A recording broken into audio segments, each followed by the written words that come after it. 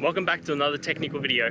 Today I'll be going through your question, answering it, and hoping finding that solution that you're looking for. Guys, remember to stay just a little bit crazy just like me and work through to that resolution. Now let's continue on.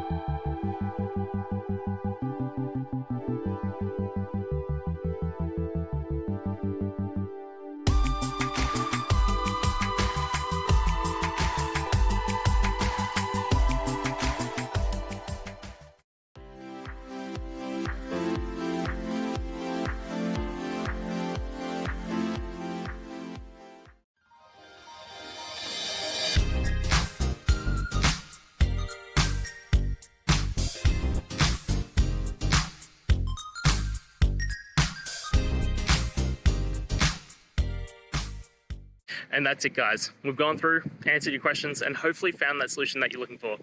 If we did, please hit subscribe. I'd really appreciate it.